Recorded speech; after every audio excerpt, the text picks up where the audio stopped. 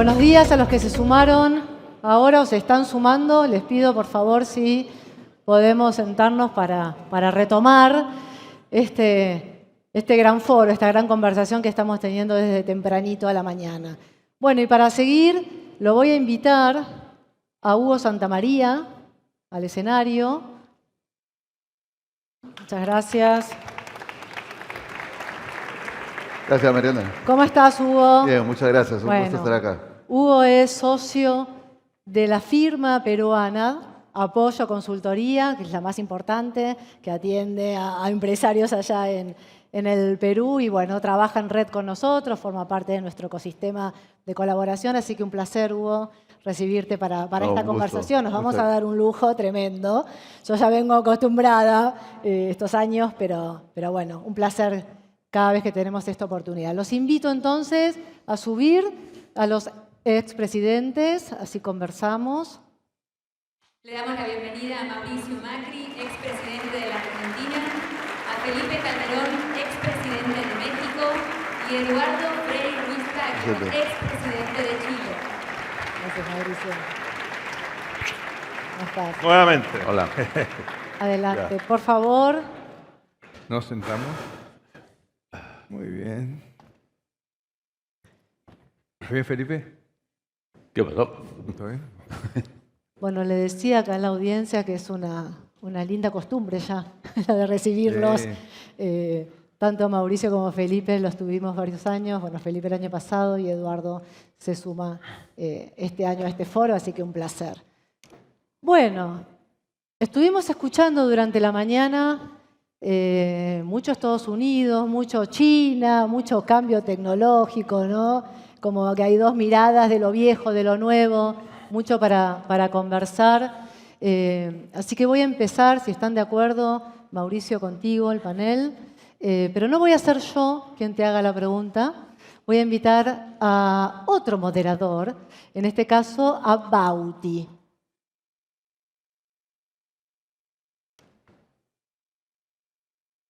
A ver si está por ahí. Un fantasma. Perdió su oportunidad. Si no está Bauti, arranco, ¿eh? Siguiente niño al pizarrón, por favor. ¿Viste? Bueno. ¿Por qué no hacemos un recreo para que los países puedan y no peleen más? No entiendo nada. Ahí Bauti, 7 años, pregunta por qué no hacemos un recreo para que los países se amiguen, no dejen de pelear. Nos pareció divertido traer esta mirada porque, a ver, yo les comentaba, el año pasado estuvimos charlando, vos estuviste charlando con Mateo Salvato en otro panel. Mateo es generación Z y Bauti ya es la generación alfa. Es la primera generación 100% digital y que nació en incertidumbre global. Entonces, un poco, ¿no? Cómo cambia de un año a otro. Hoy ya la novedad es la alfa y qué mundo, ¿no? Se está generando para esta generación. Entonces, preguntarte en esta metáfora de por qué los países se pelean, ¿cómo entendés, Mauricio, este nuevo orden, esta disputa del poder? Hoy, tomando lo que se dijo a la mañana, ya como una certeza de que el mundo se fragmentó. Y eso tiene que ver con este rol, ¿no? De cómo se disputan Estados Unidos y China el liderazgo del poder global y condicionan al resto a tomar alguna posición. Entonces, tu primera interpretación sobre eso. Bueno, buenos días a todos. Gracias otra vez por invitarme, compartir el panel con prestigiosos amigos. Yo diría que creo que el mayor desafío va un paso más atrás y que tiene que ver con muchas de las cosas que escuché esta mañana, que pude llegar un par de paneles antes. El tema que está todo líquido, que está todo es incertidumbre, especialmente después del COVID, la invasión criminal de Rusia en Ucrania, lo que está pasando en el Middle East. Yo digo que lo más difícil que tiene el mundo por delante, y el liderazgo en el mundo por delante, es cómo administrar lo que yo llamo la nueva era, que es la era de la revolución de las expectativas.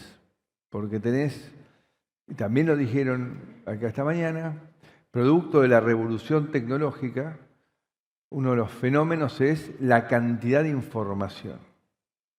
hoy en 30 días vos recibís más información en tu vida que hace 15 años durante toda tu vida. O sea, 30 días machean 15 años atrás toda una vida. Y en esa información, que hace millonarios a todos en información, los hace billonarios en expectativas. Porque ahora todo el mundo sabe qué es lo que tiene el vecino. Entonces la demanda es: yo quiero más. Los incendios que sufrió nuestro amigo Sebastián en Chile, los Yellow Belts en París, Hong Kong, Los Ángeles, y se van sucediendo expresiones de gente que dice: yo conozco cuál es el estado de situación del de al lado y yo quiero más, y porque sí. Y eso generó la aparición de una propuesta que es muy atractiva, que para mí nació en Argentina, tal vez la exportación más exitosa nuestra, que es el populismo de todo tipo, en el mundo entero, que sale a decir: yo te puedo dar más, acá estoy, yo te doy lo que quieras gratis, te lo da el Estado, el mejor presente, no preguntes por tu futuro, pero el presente lo vas a pasar increíble. Y eso ha generado una dinámica que primero atacó las democracias, pero está atacando también las autocracias, en la cual está todo un estado de deliberación, coincido con lo que se dijo esta mañana, el ejercicio del poder hoy es realmente imposible. La gente, yo digo, te vota en un cargo público para verte sufrir, porque no te deja ni un minuto y medio poder empezar a desarrollar tu primera idea, que ya cualquier salame con 2 followers en Twitter te empieza a dar clases de lo que vos tenés que hacer. Y vos decís: ¿vos qué equipo tenés? ¿Qué estudiaste? ¿Dónde? No. Yo vivo en la esquina y sé lo que pasa en esa esquina, ¿no? Entonces creo que ahí hay un primer desafío fenomenal y que esta oferta populista sigue creciendo en el mundo entero y pone en jaque la racionalidad, pone en jaque el valor de la palabra, pone en jaque la cultura del trabajo, la meritocracia, y eso choca con el avance de la tecnología que le pone límite. Por eso también escuchaba un panelista hoy, dice: yo voy por la vida y la política mucho no me interesa, porque la tecnología tiene tal dinámica que va reemplazando las falencias de la política y ergo el Estado, ¿no? Y la otra cosa que quería plantear en esta primera intervención es que parte de esto también ha generado otro fenómeno, que es que la violencia con que hoy se comunica en la sociedad, en el debate de las ideas, las redes sociales, ha provocado un retroceso terrible en la oferta de liderazgos. Después de un siglo XX que estuvimos llenos de gente disociada, criminal, que se asesinaron millones de personas, el mundo pasó a empezar a confiar en liderazgos empáticos, conectados con la gente. Y esta violencia con la que se vive la política hoy, lo que va logrando es que el que es empático, que tiene familia, que quiere vivir un equilibrio, dice: yo no puedo convivir con esta violencia de comunicación, y han vuelto el mundo a estar liderado por personalidades narcisistas a tal nivel que ya ni escuchan, no les importa lo que digan los demás, ellos van avanzando en su vida, ¿no? Y claramente no es el tipo de liderazgo que se necesita para construir, incluyendo, sobre todo en un mundo donde se aceleran los ganadores y los perdedores, y entonces uno debe tener más empatía para tratar de entender cómo, de alguna manera, no se subsidia al perdedor, pero se le da una segunda oportunidad al perdedor. Entonces creo que ahí tenés otro problema, y que además estos señores tienen el botón. Entonces estamos cada vez jugando más finito, con la posibilidad de terminar en un conflicto de escala bélica global, ¿no? Entonces estamos borde y para y vuelve y para, y no sabemos en qué día se dispara, y estamos acá en un desastre de autodestrucción masiva de toda la humanidad. Entonces digo, es un momento muy especial en el cual no sé cuál es la solución para convencer a la gente empática y que realmente puede aportar valor para que no siga retrocediendo del escenario del debate de las ideas y de la conducción del liderazgo a nivel del país. Y después, por supuesto, pero ya cediendo la palabra, sigo creyendo que el cambio climático es un problema y que va rumbo a colisión. No creo realmente que lo tengamos que seguir subestimando al tema. Todo lo que hagamos es poco, porque aparte es muy difícil cuando hay algunos que vienen atrasados y dicen, pues yo no contaminé y me tengo que poner al día con aquellos que sí contaminaron y están más desarrollados, con lo cual si no hay una forma de contener al conjunto, se hace muy difícil. Y por supuesto, la revolución tecnológica, la inteligencia artificial, se debate entre los que quieren regular, los que no quieren regular. Yo soy de los que creo como liberal que es casi imposible que esto se pueda regular. Lo que hay que tratar es de socializarlo lo más rápido posible y ver qué tipo de vida nos espera, ¿no? Con más tiempo para la reflexión, con más tiempo para los afectos y viendo cómo estos agentic van a desarrollar millones de actividades que hoy hacen los seres humanos. Impresionante, hoy decíamos todo lo que se cuestiona, ¿no? Y todos los frentes pareciera que están hoy en debate y en la incertidumbre. Hugo. Presidente Frei, ¿no? En este panorama que describe el presidente Macri, todo lo que hemos hablado en la mañana, ¿no? Un mundo cada vez más complicado. ¿Cómo ve usted América Latina? ¿Qué retos? ¿Cómo nos ve, ¿no? Al vecindario en esta realidad tan incierta, tan líquida, como le estamos llamando?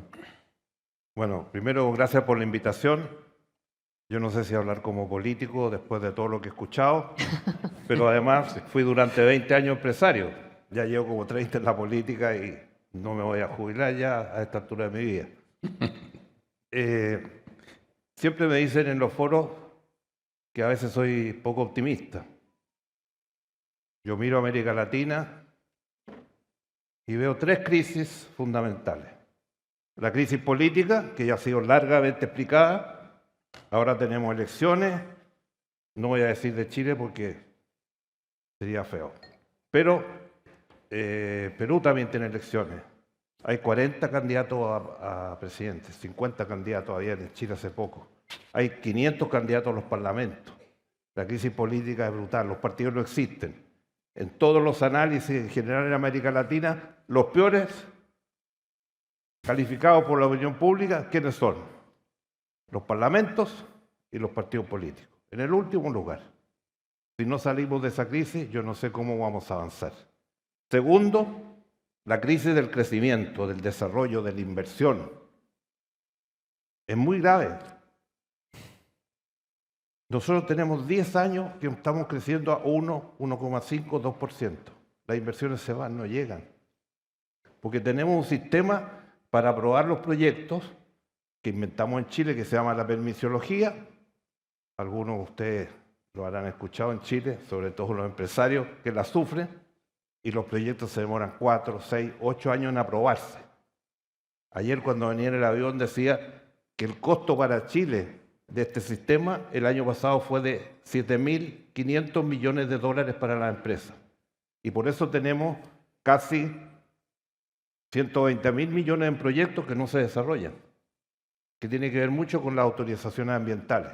Una cosa es proteger el medio ambiente, cuidar el clima del mundo, todos estamos en eso, pero no paralicemos toda la instrucción, todas las actividades. En Chile están pasando una ley ahora que se llama las áreas sociales o las áreas protegidas.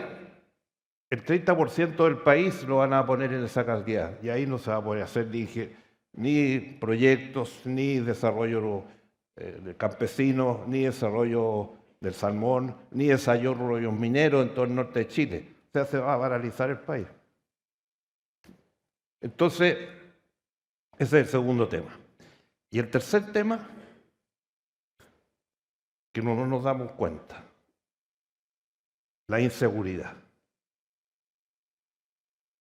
El narcotráfico y los estados de narcotraficantes han invadido toda América Latina y también Chile. Han llegado todos los trenes, damos clases de trenes, tren de Aragua, tren de los Soles, tenemos 8 trenes en Chile. Narcotráfico penetra todo. Las muertes son todos los días, a toda hora, los televisores, las noticias de la noche uno no puede verlas porque dan 1, 2, 3, 4 asesinatos en todas partes. Y eso está en toda América Latina. Hoy día venía un programa a raíz de lo que ha pasado en Brasil en la favela, que decía, esas favelas ya están en Chile. Y le pidieron al Ministerio de Seguridad que explicara qué está pasando con esos grupos. mataron en Chile gente que vinieron a matarla de Venezuela. Porque además tenemos un proceso de inmigración salvaje. Venezuela ha puesto 8 millones de personas fuera, se fueron. ¿Cuántos de esos son delincuentes que están en todos nuestros países? En Chile ya tenemos el 10% de la población, 2 millones de inmigrantes, pero hay casi 400, 300 mil que son indocumentados y que están copando todas las cárceles. Y desde las cárceles se asientan con el narcotráfico. Y si eso no lo resolvemos, un chileno escribió un libro sobre la llegada de todos estos trenes. No eran los trenes de alta velocidad que necesitábamos para el comercio y el desarrollo. Y le preguntó al periodista cuando presentó el libro y le dijo, ¿cómo ve a Chile? Y dijo, voy a contestar en forma difícil. Está como estaba Ecuador hace 5 años. Ecuador lleva 5 años en estado de sitio. En los últimos días han tardado 3 veces en matar al presidente Nova, que ha sido electo 2 veces. Vamos a esperar que nos maten a los familiares en la casa o en la calle o a los niños en el colegio. Los colegios, por lo menos en Chile, en varios colegios públicos, se tiran molotov, bombas. Hace poco una gran universidad, al rector le asaltaron la oficina, le volaron todas las cosas que tenía en la oficina. Y como que nos hemos ido acostumbrando a esta realidad en América Latina. Y eso yo creo que es tremendamente peligroso. Sin duda. A propósito de ese tema, Felipe, hablábamos anoche, ¿no? Que comentabas que hubo 7 muertes de alcaldes en este año en México. ¿Puede ser el dato? En mi estado, en Michoacán. Perdón. ¿En tu estado? En los últimos 3 años, 7 alcaldes han sido asesinados. El último el sábado en plaza pública, Día de Muertos, etcétera. Y esta escalada, porque comentabas el año pasado también en este auditorio que México estaba haciendo una reforma judicial, pero en el sentido incorrecto. Es así, porque hablábamos del status quo y del cambio y observabas que el cambio está bien, pero en la medida que sea conducente a corregir y no a destruir. Y entiendo que la justicia en México hoy está más en un proceso de destrucción. Sí, totalmente. Bueno, lo que platicábamos el año pasado se consumó ahí. Los jueces, todos fueron despedidos, desde los jueces de paz hasta los ministros de la Corte. Era el único poder que se oponía o resistía al maximato que está instaurado en México, un maximato que está siendo cada vez más autocrático. Y ahora los jueces han sido sustituidos por electos por el pueblo, entre comillas, que son planillas autorizadas por el partido que gobierna, por Morena, puros militantes simpatizantes de Morena, donde hay de todo. Hay gente capaz y la gran mayoría gente sin preparación, algunos corruptos e incluso abogados de narcotraficantes lograron ser jueces. Pero bueno, yo me quisiera referir a 2 cosas rápidamente. Sí. Primero, me conmovió mucho la pregunta del niño que se llama Martín, ¿o cómo se llamaba? ¿No? Bauti. Bauti. Bueno, me recordó a este gran cantante argentino Facundo Cabral, que tenía una canción que decía, no crezca mi niño, no crezca jamás, ¿no? Y la razón por la que el mundo se pelea y hace guerras es por ambición. La canción dice, el hombre ambiciona cada día más y pierde el camino por querer volar. Vuele bajo porque abajo está la verdad. Y creo que por ahí estamos perdidos todos. Oye, de esto, de lo que comentaba el presidente Frei, y estoy de acuerdo con él, quizá de las mayores crisis que al menos una parte de América Latina está viviendo, yo coincido que va siendo una crisis general, es la crisis de inseguridad, narcotráfico. Déjame darle otro enfoque, yo lo llamaría la de la captura del Estado. Es decir, el problema para mí no es la droga en sí misma, no es el consumo, obviamente es una variable fundamental del problema. El problema es que las bandas criminales en América Latina se están apoderando del Estado y están reemplazando o pretendiendo reemplazar funciones del Estado claves, que eran monopólicas. ¿Cuáles son? El monopolio de la fuerza pública, el monopolio de dictar las normas o hacer leyes, a veces el monopolio de la justicia y sobre todo el monopolio del pago de impuestos. Y me explico. ¿Qué es lo que en mi opinión está pasando en México, está pasando en muchas partes de América Latina? ¿Por qué de repente se dice aquí nunca había este problema y ahora sí hay? ¿Por qué Chile sí está y Argentina, que están literalmente cerca del cono sur, están en el cono sur? ¿Qué tiene que ver con el narcotráfico hacia Estados Unidos? Mi respuesta es esta.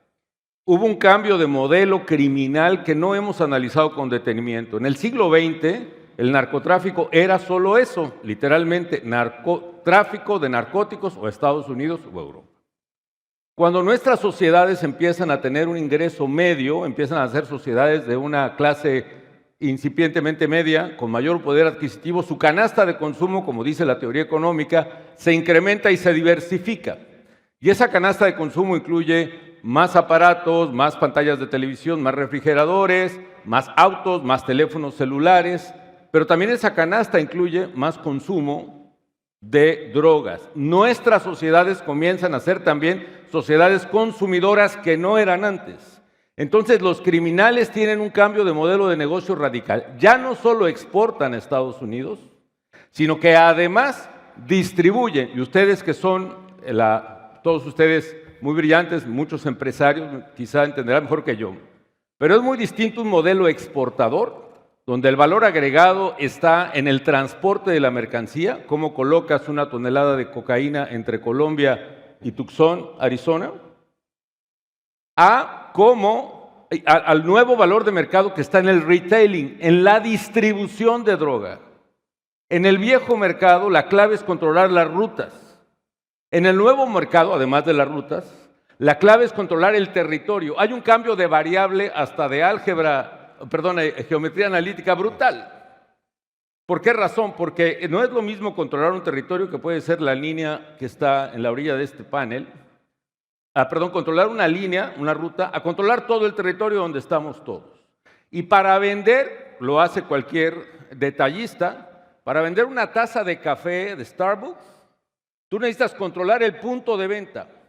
Los criminales necesitan controlar el punto de venta y para eso necesitan ahora controlar el territorio. Para controlar el territorio implica que tienen que colocar a su gente a controlar el punto de venta y a dominar, a tratar de capturar el Estado, que por tradición controla el territorio. Por esa razón empiezan a sobornar al policía de la esquina, y luego al comandante de la policía, y luego al alcalde, y luego al gobernador, y luego hasta estados completos. Y no solo eso, son monopólicos y se disputan violentamente con otros grupos ese territorio. Antes no se lo disputaban, ¿por qué? Porque dos paralelas no se cruzan. Entonces, si uno tiene una ruta en el Pacífico y otra en el Golfo, como en México, esos no se pelean. Pero cuando vamos, se disputan Torreón o Acapulco, o Quito, o Rosario, o la ciudad que ustedes me digan, para vender en consumo. Eso hace esa lucha tan violenta y tan brutal. Y la clave es, tenemos que fortalecer y llevar los estados a una dimensión mucho mayor a nuestras policías tradicionales que solo portan un garrote y no llevan pistola, ¿no? Necesitamos hacer un Estado mucho más capaz, mucho más confiable, mucho más eficaz, fiscales, jueces, policías mucho más eficaces para este nuevo flagelo de América Latina. El problema es con la captura del Estado, y perdón, con eso termino, perdón por extenderme, con la captura del Estado, piensen en la sustitución que el criminal hace del Estado. Ahora, hay un profesor de Premio Nobel de Economía, por cierto, de la Escuela Kennedy, mi alma mater, Bob Schelling, que escribió un artículo en 1973. The real business of organized crime is extortion. El verdadero negocio del crimen organizado es la extorsión. Es decir, una vez apoderados del Estado, el crimen organizado lo que hace es cobrar rentas de los ciudadanos.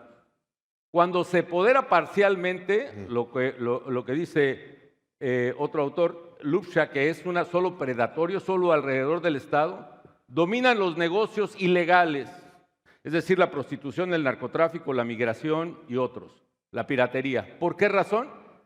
Porque la víctima de extorsión en un negocio ilegal no puede pedir la protección del Estado porque está en la ilegalidad. Entonces, el criminal que ya domina esa esquina le pide a la trabajadora sexual, le pide al comerciante ambulante, al migrante, le pide cuota. Ahora, cuando se deja que ese negocio criminal avance y capture al Estado completo, ya no solo las víctimas de un negocio ilegal no pueden pedir la protección del Estado. Nadie la puede pedir porque los criminales son el Estado. Esa es la tragedia que en Michoacán está pasando. El líder yo lancé efectivamente una ofensiva contra el crimen organizado para expulsar a las organizaciones criminales del Estado. Lo logramos en buena medida a pesar del sabotaje de los gobiernos locales. Cuando yo salí, se abandonó esa política, se dejó que los criminales volvieran a crecer se apoderaron del Estado y el líder de los limoneros que lo extorsionan, el crimen organizado, organizó, pidió la protección del Estado, el gobierno de entonces no lo apoyó y lo mataron. 11 años después su hijo hizo lo mismo y hace 15 días lo mataron también. Y el sábado el alcalde. Entonces mi advertencia es esta: la mayor amenaza de nuestros pueblos es el crimen organizado y tenemos que recomponer con una verdadera política de Estado, llevar a otras dimensiones de nuestras instituciones de seguridad y justicia que puedan enfrentar este mal y que a la vez nos den paso al desarrollo. ¿Por qué razón? Porque la única variable, la variable determinante del progreso es el Estado de Derecho. Es que la ley se cumpla y se haga cumplir. No son los recursos naturales, perdón por decepcionarlos, con el litio, el cobre, el petróleo. No es eso, ni la religión, ni la posición geográfica. Es rule of law enforcement. Eso es lo que hace prosperar a los países. El profesor Barro, también de Harvard, él dice que la variable que determina el crecimiento después de la Segunda Guerra Mundial es precisamente el rule of law, marcando una diferencia de 35 puntos del PIB de crecimiento por década, es decir, más o menos 3 por año por cada país. Entonces, entiendo y comparto con el presidente Frei, es un problema gravísimo para América Latina, el más grave de México, el más grave de muchos países, y no estamos teniendo la certeza, la cordura, ni el espíritu de Estado para superarlo. Presidente Calderón, si me permite. Yo soy peruano, ¿no? Por favor.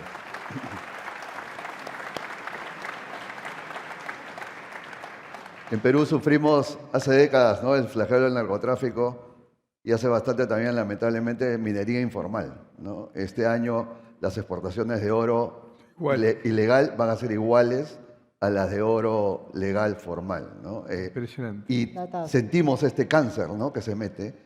Pero una pregunta para usted. Estas organizaciones criminales cruzan fronteras, ¿no? Se mueven, ¿no? Un Estado las combate, se mueve en otro país. Mientras que las políticas de Estado de los países difícilmente cruzan la frontera de los países, ¿no? ¿Cómo enfrentar ese reto? ¿Vamos a necesitar, en su opinión, algún tipo de colaboración entre países para enfrentarnos a estas organizaciones transnacionales del crimen? Sí. Y nomás en Perú, es la minería ilegal, pero también estuve en Perú recientemente en una conferencia y cuando iba al aeropuerto, el taxista iba alarmado y preocupado porque veníamos oyendo en el noticiero de la radio cómo estaban extorsionando las rutas de transporte ahí en Lima, ¿no? ¿No es así? Sí. Están pidiendo cuota, ya mataron a tal que se resistió. Eso es lo que yo oí en Lima. En este momento hay un paro de transportistas. Por eso. Por lo único que paran hoy día los peruanos es por la seguridad. Por la extorsión, ¿no? Por la extorsión. Ese es mi punto. Sí. El crimen organizado, su negocio es la renta de la gente que controla. Por eso no hay que dejarlos controlarlo. Y lo que necesitamos hacer es estados fuertes donde domine el Estado, donde la única ley sea la que se imponga a los peruanos. Ahora, que se requiere cooperación internacional, no hay ninguna duda. El presidente Uribe y antes probablemente Pastrana, él pidió la colaboración de Estados Unidos, sobre todo, y eso dio origen al Plan Colombia. Y Uribe honestamente pudo rescatar grandes márgenes de Colombia del crimen organizado y el narcotráfico. Yo acordé con los republicanos, con George Bush, acordé con Obama, la iniciativa Mérida, y pudimos fortalecer las instituciones mexicanas, incluyendo creando una policía federal completamente nueva, con el state of the art en términos de tecnología, avances, y pudimos contener y empezar a recuperar grandes partes del territorio mexicano, lo logramos. Todo eso lo tiraron, todo eso lo desaparecieron, todo eso, la locura de Calderón, ¿no? Y vamos para atrás, y vean lo que está pasando en México ahora, ¿no? Entonces yo creo que sí se requiere la cooperación internacional, pero tú no puedes depender a esperar la cooperación y la comprensión internacional. Tú tienes que tener como Estado la conciencia de que esta es mi prioridad. ¿Y qué hacen ustedes en sus negocios cuando tienen una prioridad? Pues ahí le meten los recursos. Porque la tarea del gobernante no es regalar mochilas escolares, no es regalar desayunos, no es patrocinar equipos de fútbol. La tarea del gobernante, la primera, es dar seguridad. El Estado moderno nace a partir de que los señores feudales eran incapaces, empiezan a controlar a los bandoleros, a los abigeos, a los violadores, y finalmente se consolidan imperios cada vez más consolidados hasta que aparece el Estado moderno, que es el Estado de las leyes. Y ese Estado, yo creo que en América Latina, en muchos países, es un Estado fallido, que es una manera de decir que Estado desaparecido. Cuidado con Perú. Ahora, Mauricio, porque escuchando esto, digo, Perú, Chile, México, nosotros no tenemos en Argentina la magnitud de este problema, ¿no? El crimen organizado. Tenemos otros, por supuesto, pero no lo tenemos en la magnitud que están relatando aquí. Y digo, ¿cómo no aprovechamos la oportunidad? ¿Cómo lees vos la oportunidad que tiene el país y de qué depende? Porque esto, ¿no?, suena más una ventaja no estar del lado de lo que ustedes están expresando. Sí, por supuesto, la libertad y el Estado de Derecho como condición necesaria. ¿Cómo ves eso? No tenemos, sí lo tenemos, ¿no? Porque Por en eso el hablaba de la momento, magnitud. cuando empezó mi gobierno, Rosario estaba descontrolado por su acceso a las embarcaciones y poder exportar más fácilmente desde ahí. Se controló. Tenemos la suerte de que no hay bandas tan organizadas y que conviven, sino que son pequeñas bandas que se autoaniquilan entre ellos. Y tenemos la suerte de estar más lejos del mercado principal, con lo cual venimos en un proceso como retrasado, pero la tendencia es la misma. La tendencia es la misma, todo lo que planteó Felipe y el presidente Frey es la misma situación. Y la verdad, que también quiero adherir a lo que planteó Felipe, que no hay recurso natural que alcance si no hay rule of law. O sea, Latinoamérica es la región del mundo que menos ha crecido en el último siglo, porque nuestras instituciones son débiles, nuestros sistemas judiciales son débiles, porque no tenemos infraestructura de calidad. ¿Por qué? Porque al no tener instituciones buenas, tenemos riesgos país altos, entonces no tenemos acceso a crédito a largo plazo, que nos permite tener las mejores autopistas, los mejores trenes, los mejores puertos, que hace que tu sistema adquiera competitividad y puedas exportar de la manera que hay que exportar. Y eso sigue pendiente, o sea que creo que si Estados Unidos por primera vez ahora va a girar más allá de lo que hizo con México y Colombia en su momento y va a tener una mirada sobre la región, y Argentina parece ser el primer elegido, que la verdad que fue lo que cambió el juego en esta última elección, lo que necesitamos es que nos enganche a su sistema institucional. O sea, uno necesita importar instituciones que nos permitan realmente ser confiables en términos de la defensa de los derechos de propiedad. Porque finalmente lo que encuentra, la falla que encuentra el delincuente es que empieza a haber lugares por los cuales se puede discutir el derecho de propiedad, que no se discute todo el día cero. Se empieza de a poquito y el populismo ha sido un aliado monumental del crimen organizado. Por algo, en las elecciones, en las embajadas argentinas en el exterior, nosotros ganamos 9-1 y en las cárceles perdíamos 8-2, porque claramente el populismo trabaja con el crimen organizado. Entonces digo, es un tema absolutamente crucial. Tenemos todos los recursos naturales que necesita el mundo, esos 4 sectores que planteaba Dante existen, pero si nosotros no le damos rule of law, va a seguir siendo la brecha más grande del mundo la que tiene la Argentina, entre su potencialidad y su realidad. Entonces creo que ahí está el trabajo, y donde ahí también digo, el enforcement no es solamente el Estado, es el sector privado que se siente expulsado a hacer política por la violencia de la política, que también el populismo le pone esa violencia para que no entren jugadores del sector privado, pero los líderes del sector privado no pueden desentenderse de la cosa pública, porque finalmente si no lo que ellos tienen no vale nada, y no pueden generar más empleo, sino que al revés, la gente se le va a vivir a un país donde puedan mandar su chico al colegio sin estar sufriendo a ver qué va a pasar en la ida y vuelta al colegio, o si va a tener acceso a la droga inmediatamente el chico a la salida del colegio.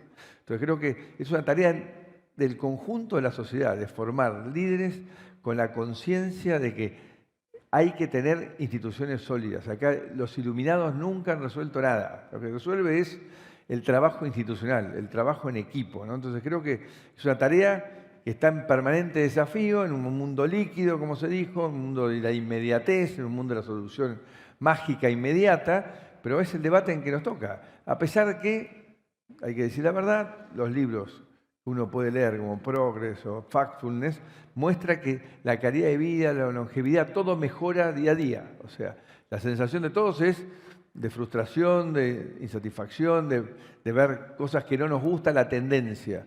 Pero todavía seguimos progresando, entonces todavía tenemos los recursos para invertirlos en el lugar correcto y parar este tipo de formaciones, pero claramente sin ley, sin un esquema que contenga los intereses de cada uno y cada uno sepa qué es lo que tiene que hacer para poder generar riqueza, es imposible que un país se pueda desarrollar. Y Latinoamérica lo ha demostrado lamentablemente porque ha fallado siempre en eso. Así que creo que la visión de Estados Unidos ahora de empezar a ver qué países aliados acá, bienvenido para detener a China, porque la verdad que también es complejo, porque Latinoamérica es mucho más complementario con China que con Estados Unidos.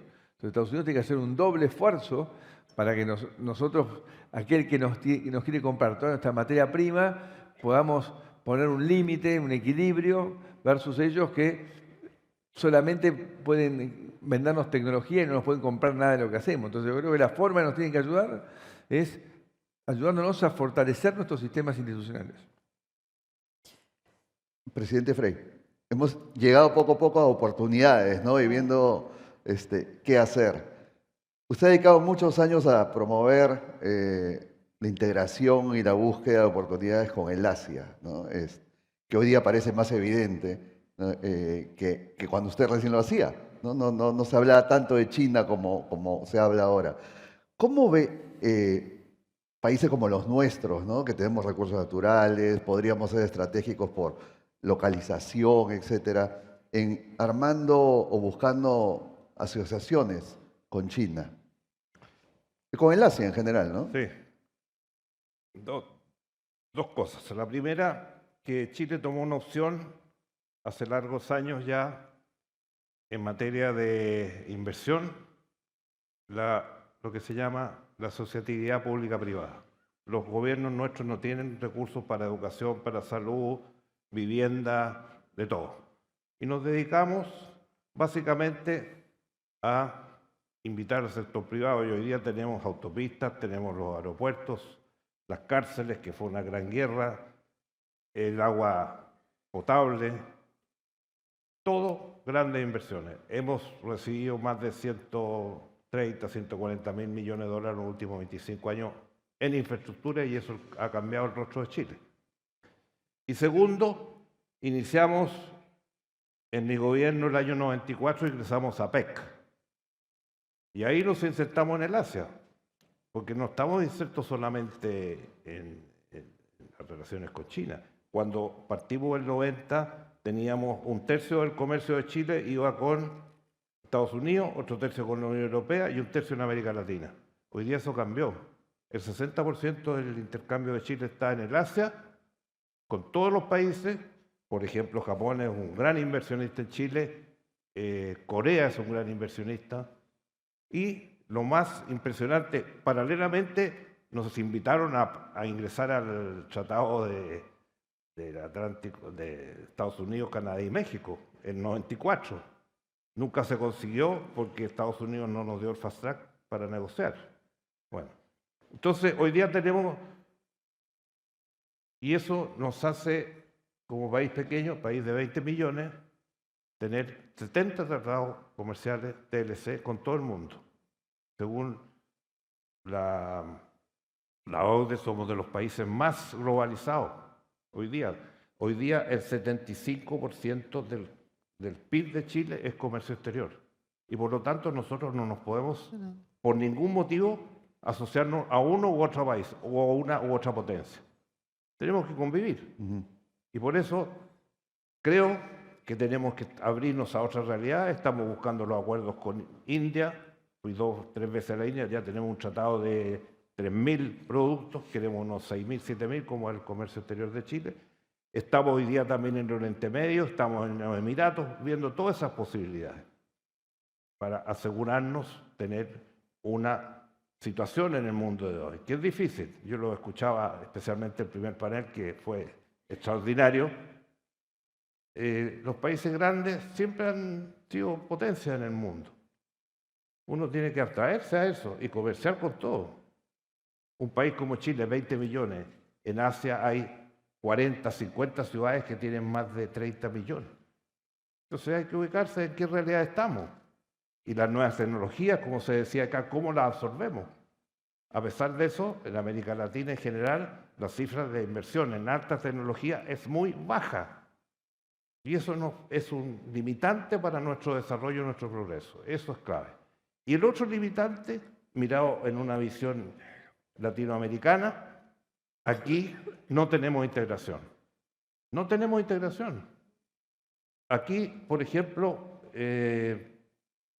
Mercosur, que ha estado tratando de negociar, cuando Chile inició la negociación con la Unión Europea en Florencia el año 97, el comisario de la Unión Europea, español, nos dijo, no, usted tiene que estar con Argentina, con Brasil, con algunos países. Y firmamos el tratado. El 2000 teníamos tratado con la Unión Europea. Con Mercosur llevamos 35 años y todavía no se consigue. Entonces, ¿en qué estamos? Sí, Aquí sí. no hay integración. En mi gobierno firmamos integración energética con Argentina para comprar el gas. ¿Qué pasó? Tuvimos ida y venida, finalmente hoy día se está logrando. Tuvimos firma para integrar las producciones mineras de Chile y Argentina. Proyecto que tiene firma de tratado también aquí en Argentina, más de 25 años o 28 años, que se van a comenzar ahora porque antes no se podían hacer porque no había agua. Y como tenemos más de 35 plantas desaladoras en Chile, podemos con esa desalación no usar el agua potable solamente para el consumo humano, regadío, y con los proyectos de agua desaladoras tenemos casi 40 o 50 proyectos en camino. Entonces eso nos da una oportunidad. Y tenemos la integración que todo el día hablamos, también lo firmamos acá, los pasos fronterizos. ¿Cuántos tenemos funcionando? ¿2, 3? No hay integración en América Latina. La Alianza del Pacífico, que era muy prometedora, el expresidente de México, perdonando, lo echó abajo, ¿o no? La liquidó. No quiso entregar a Perú. Yo la firmé. Ya. Entonces, ¿qué integración real tenemos? Dejemos un poco al lado Brasil, porque Brasil es una potencia que ya está en otro estadio, está con los BRICS, está en otro mundo. Pero hablar de integración en América Latina no existe. Así como no existen las grandes organizaciones, como se dijo acá, cómo murieron la OMC. Uno habla de esto, del comercio, un país chico, 20 millones, dice, frente a Estados Unidos, frente a China. ¿Quién nos protege? La OMC. No existe la OMC. Las Naciones Unidas, la guerra, tenemos guerra en todas partes. ¿Y qué dice la Naciones Unidas? Nada, por eso se dijo aquí mismo. Esas organizaciones ya no llaman la atención, porque no sirven. Entonces, si queremos realmente, como latinoamericanos, avanzar, tenemos que integrarnos. Eso es clave, eso es definitivo. Y nosotros hace 30, 40 años lo estamos haciendo. Y estamos dispuestos a hacer todo el esfuerzo en esa materia, porque eso, lo digo con toda claridad, hoy día en el eje mundial estamos hablando del tema China, estamos hablando del tema de Estados Unidos, los gobiernos, ahora llegaron a un acuerdo, tregua, qué sé yo. ¿Y dónde está América Latina? No existe. La voz de América Latina no existe en ninguna parte, ni es cotizado en ninguna parte. Y por eso que no somos respetados. Ni en el fútbol somos respetados. No, ahí Oh, campeones mundiales. Ahí sí. Esa es la verdad. Ni en el fútbol. picó. América Latina no cuenta. Claro, Bueno, Argentina cuenta un poco. Brasil Perú y porque Chile es no campeón cuentan. mundial, pero salvaste el aquí pellejo. no hay integración para nada. Aquí no contamos. La Y eso verdad que es nos una estamos realidad quedando... muy triste, pero muy real. Si nosotros no nos sumamos entre nosotros aquí en América Latina y la gente se reúne. Tenemos 5.000 kilómetros de frontera con Argentina. Y todo pasa por Cristo. Millones cruzan todos los días de un lado para otro. Están las provincias y regiones comunicadas, trabajando entre ellas. Pero no hay una política de Estado para que eso funcione. Porque tiene que ser de 2 estados, de 3 estados, de 4 estados. Entonces, ese es un limitante para un país como el nuestro y para a la mayoría de los países de América Latina. No podemos tener oportunidades si no tenemos... Hemos hablado de energía. Hoy día Chile, les cuento una cifra que muy pocos países del mundo pueden dar. Tiene casi 50% de energía renovable. 50% de energía renovable en los últimos 20 años. Y Argentina tiene toda la riqueza del gas en el sur.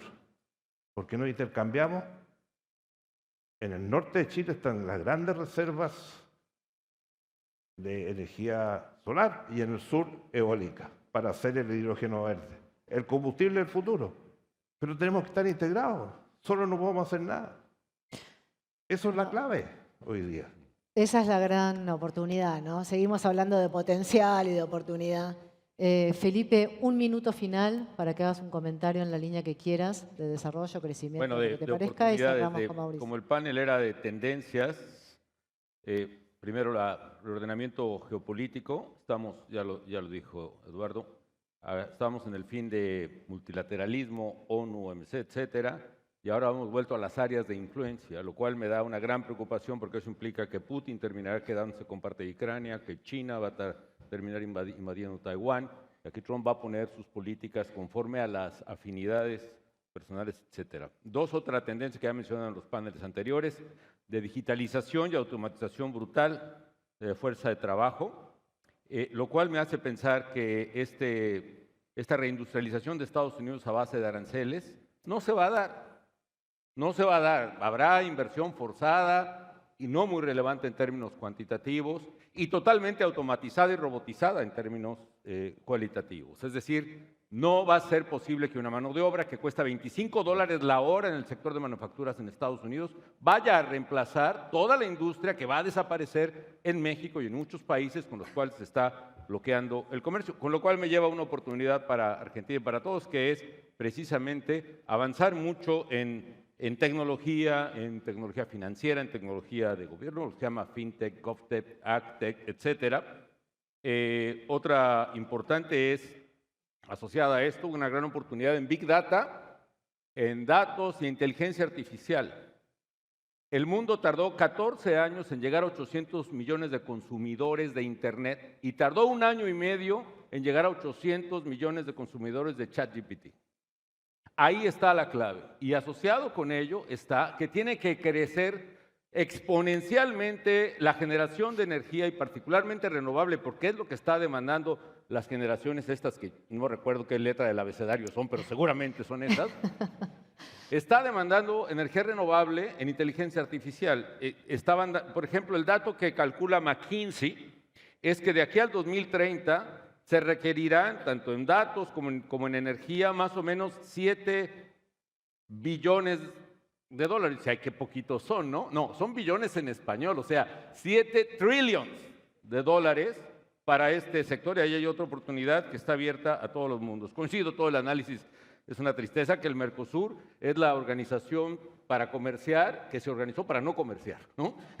Es un sistema de defensa, de 6 defensas, en fin. Ya. Y bueno, nomás otras rápidas. La migración, el cambio demográfico que estamos asistiendo, eso la migración va a ser imparable en Europa, en Estados Unidos y en otras partes, lo cual puede generar muchísimas tensiones raciales y religiosas, pero en nuestros países, ¿qué implica? Implica también oportunidades, especialmente en wellness, en actividades deportivas, en todas las ciencias de la salud, de envejecimiento, de longevidad. Dicen que si aguantamos 10 años, Mauricio, podemos aspirar a vivir 100 años. Yo espero que, o más, no está mal, pero siempre y cuando no demos pena. Pero bueno, hay otras oportunidades que... bueno, obviamente la que se me acaba yo sí creo igual que Mauricio. El cambio climático es el gran reto global, a pesar de que pasa malos tiempos discursivos. Yo no coincido que Trump sea el gran presidente de la sostenibilidad, no lo es. Los precios relativos, si acaso, tiene que además diferenciar emisiones de carbón de las que no lo son, y las tarifas no lo hacen. Pero sí creo que ahí habrá unas nuevas generaciones X, Y, Z, X-1 más 2 si llevamos una, que nos van a demandar a todos que tengamos precisamente un mundo mejor, aunque cuando lleguemos a eso quizás sea demasiado tarde. ¿Le puedo hacer una última? Un minuto. La democracia. El último estudio de Economist final dice, hoy día en el mundo tenemos 6,6% de los habitantes viviendo en sistemas políticos de democracia auténtica. Esos son 20 y tantos países. sea, poco más de 6% viven bajo democracia, el resto no vive en democracia. Hay que preocuparse. Gran conversación La esa para democracia otro es ámbito. fundamental, sus instituciones. Las personas pasan, las instituciones quedan y mantienen a los países. Por eso la crisis de los partidos tenemos que modificarla. Pero esa gente, como decían ustedes, tiene que cambiar, tiene que mirar. Aquí el cambio no es ni económico, ni político, nada. Es la cabeza de los latinoamericanos que tengamos alguna vez para siempre, que juntos lo podemos hacer mejor. En cada uno de nuestros países, no pelearnos todos todo el día, porque eso no sirve para nada. Y lo único que vale es la democracia. Eso es lo fundamental. Perfecto. Mauricio, para cerrar. Para cerrar, te hago dos preguntas. Una económica global y otra política local. No, Voy a empezar. Felipe tiene algo para decir. A ver, Felipe, seguí hablando un ratito La más. primera muy rapidita. ¿Realmente crees que podemos dar un salto en esta integración? Que creo que hay un patrón común acá de que para que la región salga de esta irrelevancia tiene que crecer en integración, en fortalecer las fortalezas de las competencias internas. Bueno, ¿cómo ves eso? ¿Lo ves que la oportunidad está dada en este mundo para que se crezca más en integración? Bueno, la historia va en contra nuestra. Lo que el presidente Frei describió es una realidad. El Mercosur se creó, que fue una cosa avanzada en ese momento, en la época de Alfonsín. Menem lo continuó y se cerró. Y también, que me había olvidado de mencionar, no solo la falta de instituciones sólidas, infraestructura, sistemas judiciales, la apertura. Los países que no se abrieron en los últimos 30, 40 años no progresaron. Y los que sí se abrieron, como el caso de Chile, disminuyeron la pobreza sistemáticamente, mejoraron la calidad de vida. Acá hay un problema y un modelo muy instalado, pero también, bueno, yo creo que hoy estamos frente a una oportunidad nuevamente histórica, este cambio de visión de Estados Unidos hacia América Latina, este momento que se abrió con la Argentina es un momento distinto y que puede arrastrar a todo el resto de la región. Así que creo que hay una oportunidad, pero claramente hay que trabajar mucho. También hay una oportunidad de inteligencia artificial. Para mí el tema de inteligencia artificial para un país como el nuestro, en el cual se ha destruido la burocracia, se ha destruido el funcionamiento del Estado, es como el salto de mejora es infinito. Si vos ponés un agentic en cada oficina y descargás el sistema regulatorio acertado para que esto adquiera una velocidad totalmente distinta a la que tiene hoy. Hoy la Argentina es un país trabado por regulaciones, por corrupción y por inoperancia del Estado. Así que esto nos da una oportunidad totalmente distinta, como también dijeron acá. El 90% dice que sabe que le va a impactar, pero el 90% no sabe siquiera de qué se trata. Bueno, se trata de que puede, y ya hay países donde los intendentes están creando un agentic que lo reemplace a él mismo. Que el intendente sea una máquina que resuelva los problemas en base a regulaciones. Y creo que eso le puede dar una oportunidad enorme, enorme a la Argentina, porque reconstruir, lo que planteaba Felipe, un Estado que funcione, bueno, con los niveles de corrupción, con un crimen organizado lleno de recursos, es mucho más difícil. Entonces uno pone una máquina, la máquina funciona linealmente, ¿no? Como los autos autopropulsados. Con lo cual creo que eso es una oportunidad gigantesca. Sin duda. Bueno, y la última, ahora sí, bueno, también se hablaba mucho de la institucionalidad, la relevancia de los partidos. Preguntarte cuál va a ser el posicionamiento del PRO, de tu partido, de cara a las últimas novedades que tuvimos en la coyuntura. Defendés y apoyás las ideas de este gobierno, pero en materia de la manera de contribuir desde el PRO con lo que se está haciendo en esta segunda fase a nivel local, bueno, ¿cuál es tu mirada hacia adelante? No, primero, siempre las ideas, ¿no? Y el PRO, apoyado como nunca en la historia de la política argentina, un partido que no era gobierno, apoyó a este gobierno para lograr no solo ganar una elección, sino tratar de gobernar en una situación de minoría muy difícil. Y lo va a seguir haciendo en base a las ideas. Pero en el PRO nosotros creemos, sobre todo en esta era de una política tan fragmentada, tan violenta, que ejercer liderazgos sin equipo, sin compartir los esquemas de decisión, se hace muy difícil porque, como también se decía, acá la presión por el cortoplacismo es infinita. Con lo cual yo con el presidente, que tengo una muy linda relación humana, he tenido muchas coincidencias, pero a veces en algunas cosas, como este tema de la obsesión por generar optimización de equipo para que las ideas se implementen en tiempo y forma, porque como todo, hay dinámica, ¿no? Y la dinámica es importante, ¿no? Que un éxito te lleve a otro éxito hasta que el cambio se hace irreversible.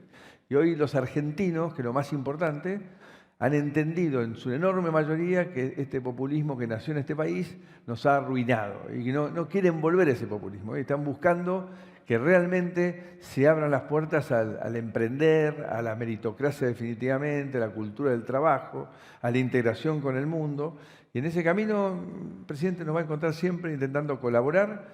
Eso no significa que no pensemos que hay cosas en las cuales se puede mejorar, las oportunidades de mejora en la implementación y en la negociación política que tiene el gobierno son enormes, enormes. O sea, creo que el rumbo correcto, este apoyo extraordinario de Estados Unidos, hay que acelerar en la mejora de la calidad de implementación y de negociación para lograr consensos, porque hoy en día el mundo y la política está fragmentada, está polarizada, no es fácil, pero es un ejercicio que hay que practicar. No te queda otra que hablar, dialogar. Chile fue un gran ejemplo durante muchos años y en ese camino logró con la concertación avanzar muchísimo. Y después siguió mi amigo Sebastián y siguen. Bueno, este es el camino.